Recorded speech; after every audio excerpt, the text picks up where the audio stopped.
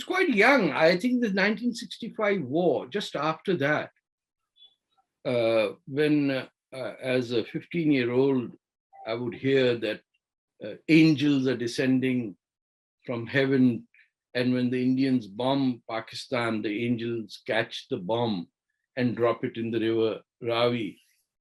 And I said, that doesn't look, that's not credible. We used to get the Times of India. I just started college September 1st, 1965. And in the college library is where we would get the Times of India. And at that time, the Pakistani infiltrators had already gotten into Indian administered Kashmir and what was called Operation Gibraltar.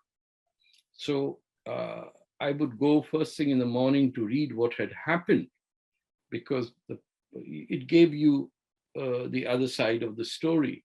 And then on the day of the war, 6th September, the newspapers stopped. And we suddenly, I personally felt that I was caught in a situation where I had only one thing to hear. So we used to get Akashvani and Doordarshan, at that time shortwave radio. That was considered an act of traitorship if you're listening to that. So it was more out of curiosity. And I had lived most of my child life in an area where almost 100% of the residents were immigrants who had come from UP and Bihar and Hyderabad and Bhopal, the Urdu-speaking Pakistani. And I realized that they were more hostile to India than the people of, say, Sindh, who were the actual residents of Karachi. And so it just makes you think 2-3 times, what's the reality? Thank goodness for the British Council that had a huge library, including the American Information Service in Center. Anyway, they had huge libraries in Karachi. After college, I started visiting these libraries, and I started reading up. And you won't believe it, the first serious book I read was my father's edition of Savarkar's 1857 War of Independence. I didn't know anything that this was a controversial figure or what he was, but it was in my dad's library. He was a reader and a good student of history, but very, very anti-Indian after he migrated from Mumbai. I still have his full-page article against India written in a newspaper in Karachi.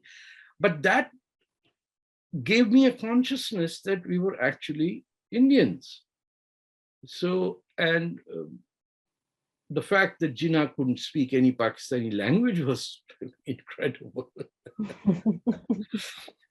And then the first thought that made me feel that there's something rotten about this is how the people of West Pakistan would treat the people of East Pakistan, which is today Bangladesh. Mm-hmm. They were politically far ahead of us. And our interaction between them, because the country had interwing scholarships, and a lot of Bangladeshi students used to study in Karachi University or lived amongst us. That triggered different. Then there was, left-wing organizations, the student wing of the Communist Party of Pakistan, which was the NSF, National Students Federation. Those are the people who made me aware that this is utter nonsense, angels don't come to as anti-aircraft fire. So one looked at war and the invasions and plundering of India from a different sense. Once you understand that Pakistanis had infiltrated Jammu and Kashmir, and the entire population was lied. And not only that, the operation was called Gibraltar, which, as you know, is the mispronounced word for Jabal al-Tariq. These are when, in the year the Muslims invaded India and Sindh, they also invaded Gibraltar, Spain, and collected under the rock, which the leader was Tariq ibn Ziyad. He was a Berber general. So Gibraltar means the invasion of Spain. So here you had the Pakistan army infiltrating India under the guise of Kashmiri freedom fighters, and that title was not Kashmir or anything about India, but Gibraltar. You suddenly realize that even in your own mementos that you're creating with other people, you're borrowing from. Then it came to me to understand that my parents had named me Tarek, which, by the way, later on I found out is a Sanskrit word, but that's different. But my younger brother was Mahmud from Mahmud of Ghazni.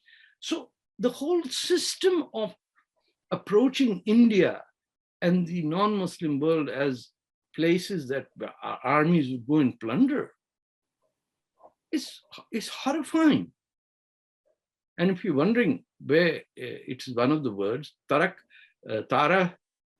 jo hota hai, usse hai ye. It's one of the few Sanskrit words that goes into Arabic. The early morning star.